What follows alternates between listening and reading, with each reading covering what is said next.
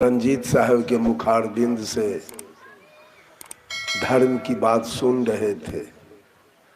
इस परिवर्तनमय संसार में मनुष्य तीन प्रकार के होते हैं। प्रकृति में जीने वाला इंसान, विकृति में जीने वाला शैतान और संस्कृति में जीने वाला भगवान। प्रकृति में जीने वाला मानवात्मा, विकृति में जीने वाला दुष्ट आत्मा और संस्कृति में जीने वाला परमात्मा। प्रकृति में जीने वाला मानव, विकृति में जीने वाला दानव और संस्कृति में जीने वाले देव होते। आप लोग क्या बनना चाहते हैं? मानव बनना चाहते हैं कि दानव बनना चाहते हैं? क्या बनना चाहते हैं? एक बात समझ लीजिए, रामानंदी बन जाना आसान बात है, आर्य समाजी बन जाना आसान बात है, संत मत में चला जाना आसान बात है, बाल जुगेश्वर में जाना आसान बात है, लेकिन इंसान बनना बहुत कठिन बात है। आज मनुष्य इंसान बनना नहीं चाह रहा। इंसान बनने का मतलब है, आज मुसलमान दाढ़ी बढ़ा के मुसलमान हो गया, हिंदू मोच रख के और टीकी रख के हिंदू हो गया,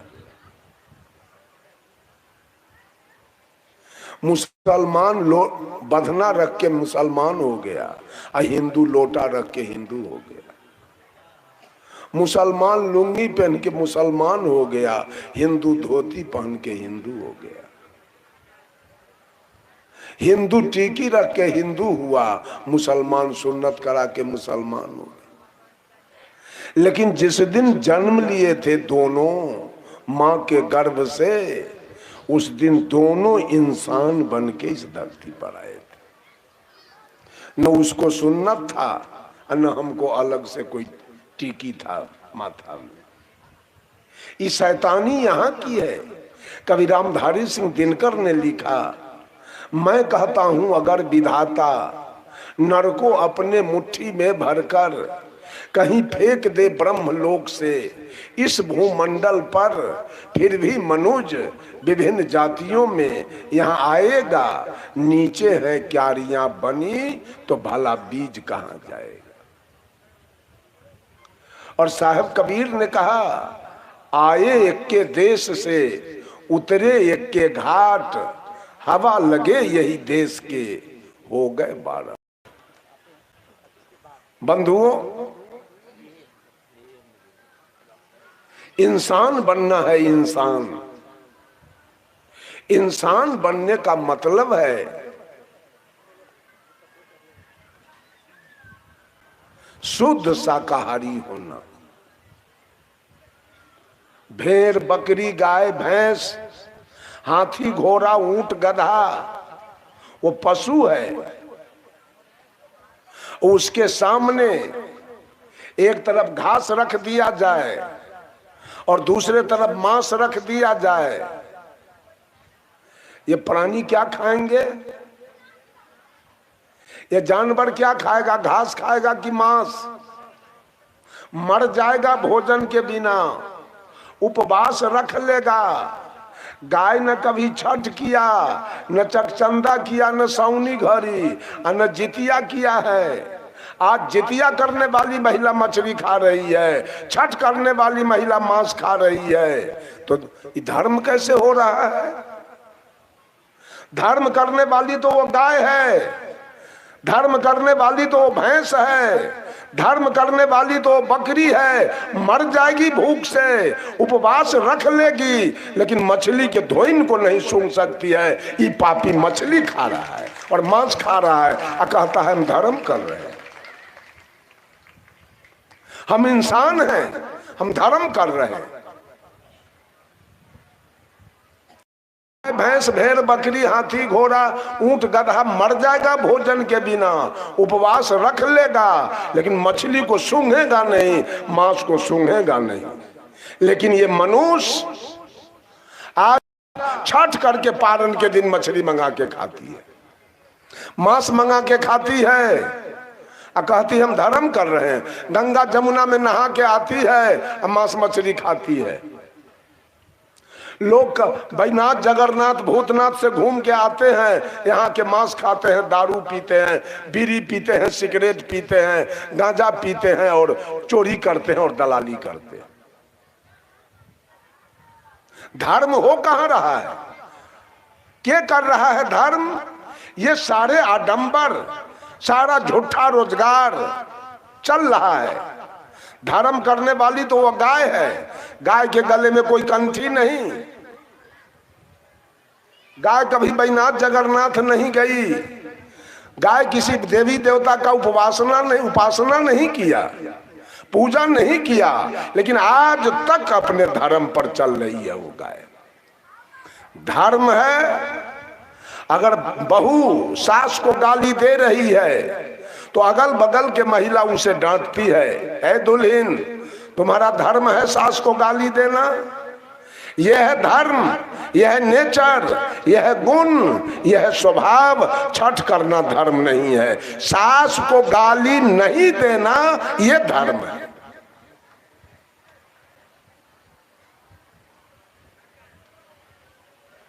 बंधुओं, बाघ के सामने तस्मई दिया जाए, पेड़ा रसगुल्ला दिया जाए और बगल में मांस रख दिया जाए, बाघ पेड़ा खाएगा, रसगुल्ला काजू किशमिश खाएगा, वो मर जाएगा भोजन बिना, उपवास रख लेगा, लेकिन वो काजू किशमिश और पेड़ा रसगुल्ला नहीं खाएगा। वो जब खाएगा तो मांस। इसलिए कि धर्म दो प्रकार के होते हैं, एक प्राकृतिक धर्म होता है और एक कृत्रिम धर्म होता है। ये रामानंदी कबीरपंथी आर्य समाज आनंद मार्ग गायत्री परिवार युग निर्माण मिशन गांधी निर्माण मिशन विवेकानंद मिशन जय गुरुदेव बाल जुगेश्वर सतपाल जी सदा फलदेव जी सब कृत्रिम धर्म है। जितने प्राणी दुनिया के अंदर हैं मनुष्य को छोड़कर जितने पशु पक्षी अपने प्राकृतिक धर्म पर चल रहे हैं। वो सुग्गा के गले में कोई कंठी नहीं, कोई चौका पान नहीं दिया, सुग्गा कोई चरणामृत प्रसादी नहीं दिया, कभी काशी हरिद्वार नहीं गया, कभी रामायण महाभारत गीता सुख सागर नहीं पढ़ा, कभी बैजनाथ जगन्नाथ नहीं गया, लेकिन वो सुग्गा आज तक अपने प्राकृतिक धर्म पर आज तक शुद्ध शाकाहारी होकर जी रहा है। वो धर्म पर, सुग्गा धर्म पर है, लेकिन ये पापी मानव अपने धर्म पर नहीं है। ये कबीरपंथी बन गया है, तब भी डांड में चिनौटी रख ले, खैनी चुना के खा रहा है। ये बीड़ी पी रहा है, सिगरेट पी रहा है, दूध में पानी मिला के बेच रहा है, आटा में चोकर मिला रहा है और घी में डलडा मिला रहा है, घूस ले रहा है, बेईमानी कर रहा है, दलाली खा रहा है। आज तक अपने प्राकृतिक धर्म पर वो भौंरा है। मर जाएगा लेकिन पैखाना पर नहीं बैठेगा, मांस पर नहीं बैठेगा, नाली में नहीं बैठेगा। भौंरा जब बैठेगा तो फूल पर, जब बैठेगा तो मिठाई पर, जब बैठेगा तो चीनी के बोरा पर, और नहीं तो जब बैठेगा तो शक्कर के बोरा पर। उसके गले में कंठी है। आज तक वो भंवरा अपने धर्म पर चल रहा है, आज तक कबूतर अपने धर्म पर है, आज तक हंस अपने धर्म पर है, लेकिन ये पापी मानव अपने धर्म पर नहीं। ये बुआरी खाएगा सौंसे। अच्छा ये कहिए, मछली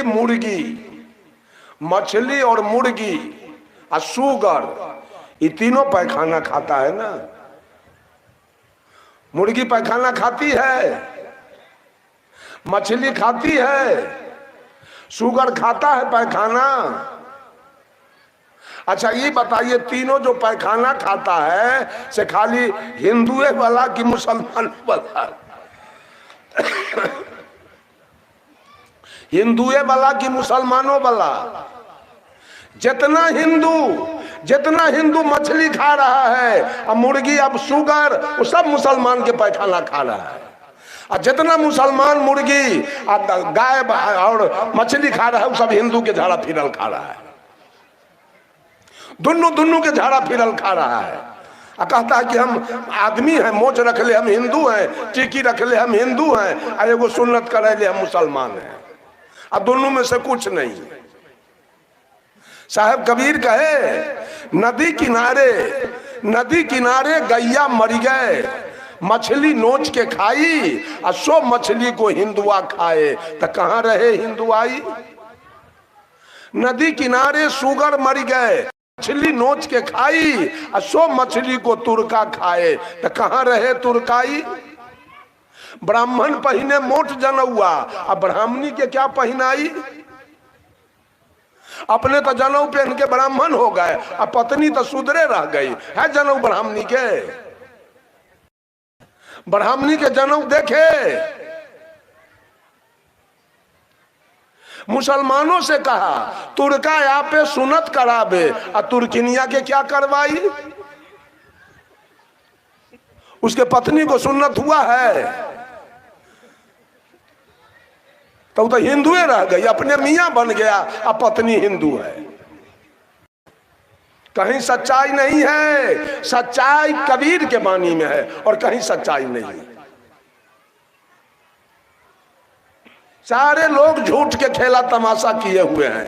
एक कबीरपंथी की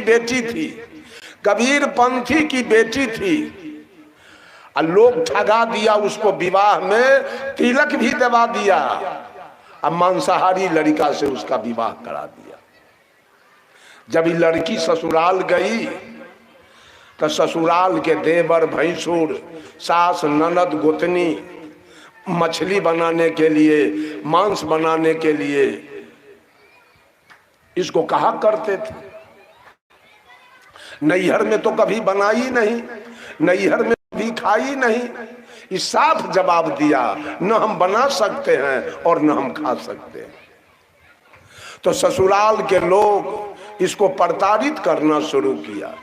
कोई गाली देवे, कोई मारे, तो ये एकांत में बैठ के रोती थी। आखिर मेरे भाई बाप को क्या सूझा कि लेके इस कसैया के गले में हमको बांध दिया। इतना लंबा जीवन इस कसैया सबके साथ हम कैसे जिएंगे। रो रही थी एकांत में बैठ के। एक कम उम्र का साधु, 15 से 20 वर्ष का साधु, इसी तरह उजला पोशाक में वो आ रहा था। इस औरत का नजर पड़ गया साधु पर। कहती है बाबा साहेब बनगी, साधु कहा साहेब बनगी। ये महिला कहती है बाबा जरा मेरे दरवाजे पर भी आना। कहा ठीक है, हम घूमते घूमते आ रहे हैं। घूमते घूमते साधु बाबा आ गए इसके दरवाजे पर। आवाज लगाया तो ये औरत घर से निकल के आई। बाबा को साहेब बंदगी किया और कहती है बाबा इतना सवेरे।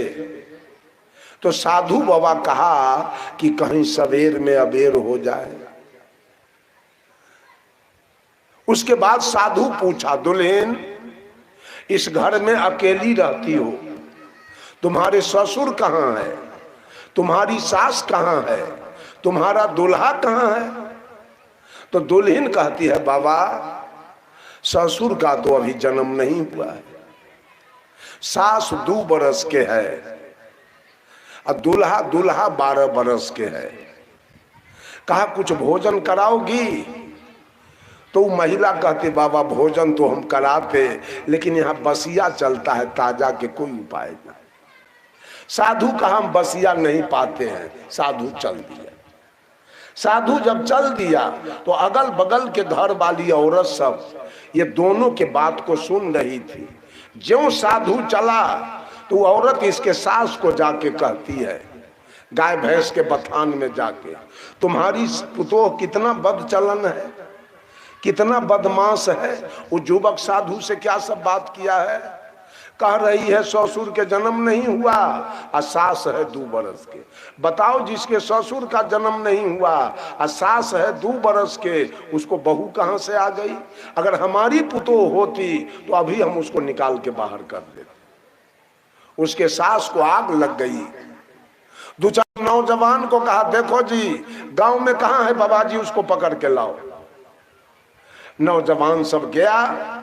साधु गांव में घूम रहे थे, चंदा चुटकी कर रहे थे, पकड़ लिया। ये सब पकड़ के लाया। गांव के मुखिया को बुलाया गया, सरपंच को बुलाया गया, सारे बुजुर्ग लोगों को बुलाया गया। पंचायती शुरू हो गया। मुखिया जी साधु से पूछे, बाबा आपको क्या जरूरी था इस युवती औरत से बात करने का? साधु कहा, हमको कोई जरूरी नहीं था, हम तो रास्ता पकड़ के जा रहे थे, यही बुलाई तो हम आ गए। आए तो क्या सब हुआ? आए तो हम आवाज लगाए तो इधर पर आई, हमको साहेब बंदगी किया और कहती है बाबा इतना सवेरे। तो मुखिया जी कहे, इसका क्या अर्थ है? तो साधु कहा, ही तो दुल्हन बोली है, उससे इसका अर्थ पूछा जाए। तो मुखिया जी पूछे कि ए दुल्हन, तुम जो साधु बाबा को कही कि बाबा इतना सवेरे, इसका क्या अर्थ हो रहा है? तो दुल्हन कहती है, मुखिया जी मेरे कहने का भाव था कि बाबा इतना कच्चा उम्र में आप साधु हो गए। तो साधु ने जवाब दिया कि कहीं सवेर में अबेर हो जाए। कहा इसका मतलब तो ये बाबा से पूछिए। मुखिया जी साधु बाबा से पूछे, बाबा आप जो कहे सवेर में अबेर हो जाए, इसका क्या मतलब है? तो साधु ने कहा कि मुखिया जी मनुष्य के उम्र की कोई गारंटी नहीं है, किस समय है या किस समय नहीं है। तो हम चौथापन में भक्ति करते और कहीं हमारी मृत्यु अभी ये हो जाए तो हमारा भक्ति तो होगा नहीं। इसलिए अबेर के डर से सवेरे अपना काम हम शुरू कर दिए। कहा इसके बाद क्या हुआ? इसके बाद हम पूछे ससुर कहाँ है? तो ये कहती है अभी जन्म नहीं हुआ। तो मुखिया जी पूछे कि ए दुल्हन, तुम्हारे ससुर का जन्म नहीं हुआ तो तू कहां से आ गई? बहू कहां से आ गई? जिसके ससुर का जन्म न हो तो बहू कहां से आ गई? तो ये दुल्हन कहती है, मुखिया जी मनुष्य का जन्म 2 बार होता है, एक बार मां के गर्भ से और दूसरे बार गुरु के गर्भ से। हम ब्राह्मण को द्विज कहते हैं पर्यायवाची शब्द में।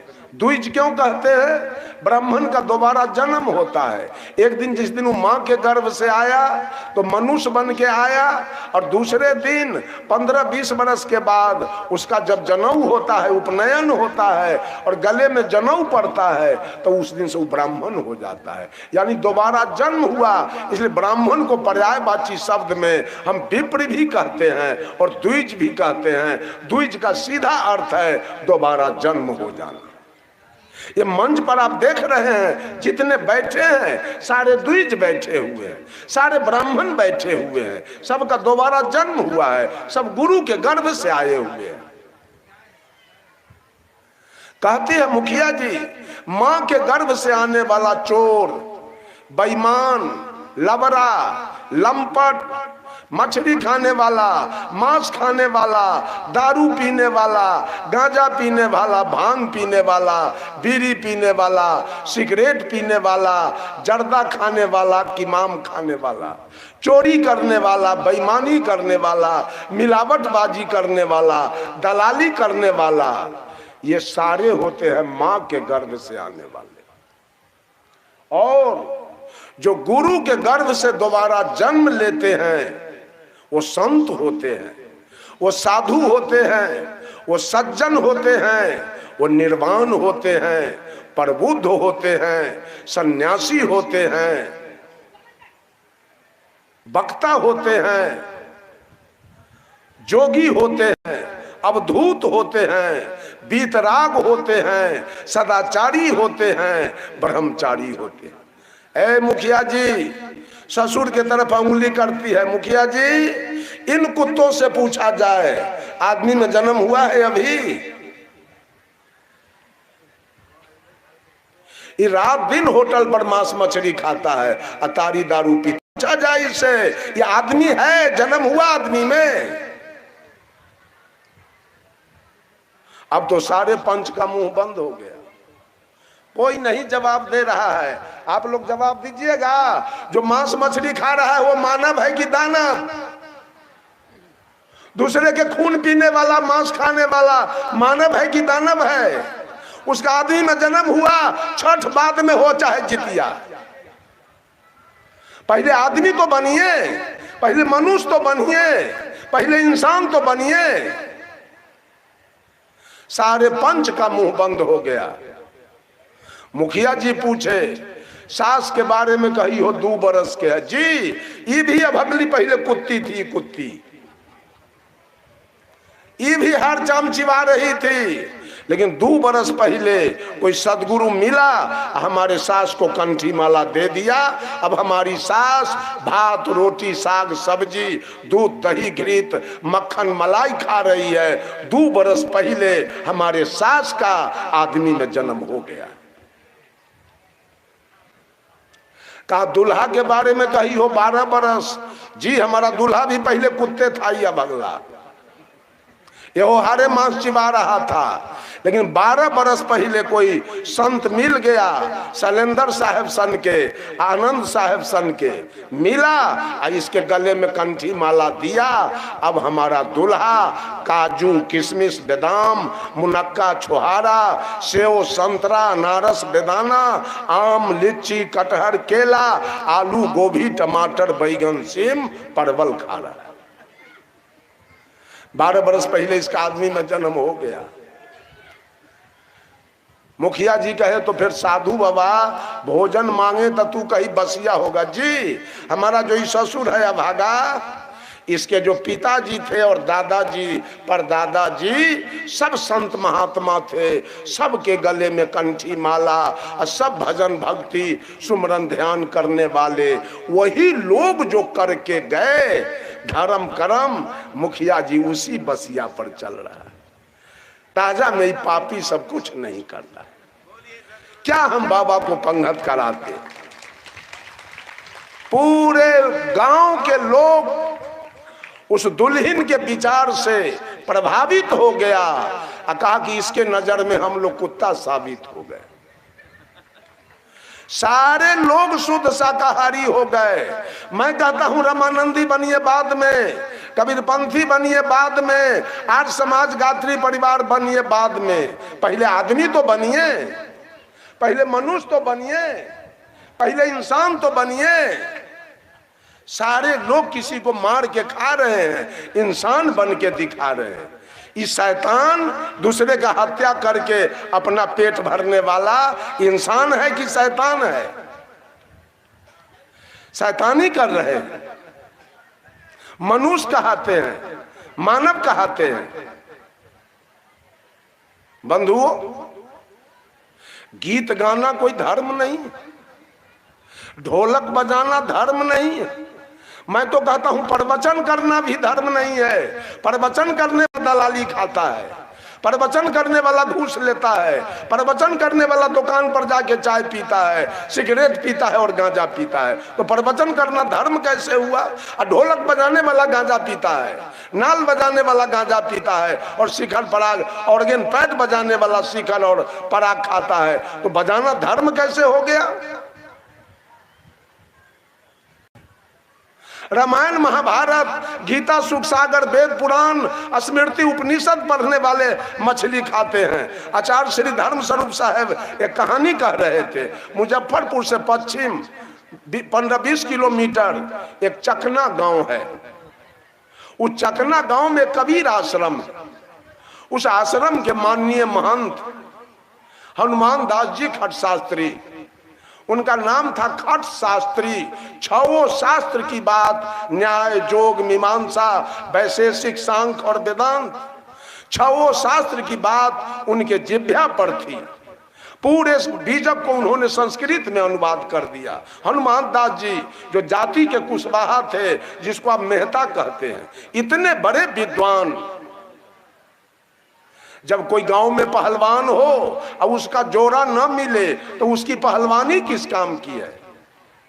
और कोई विद्वान हो और उसका जोड़ा न हो तो उसकी विद्वता किस काम की है। पता लगा कि मुजफ्फरपुर जिला में कोई गांव में कोई ब्राह्मण हरिद्वार से आचार्य करके आया है, तो हनुमान दास जी सोचे जाता हूं उससे कुछ शास्त्रार्थ करने, अन्यथा हमारा ये विद्या कौन काम के रहेगा।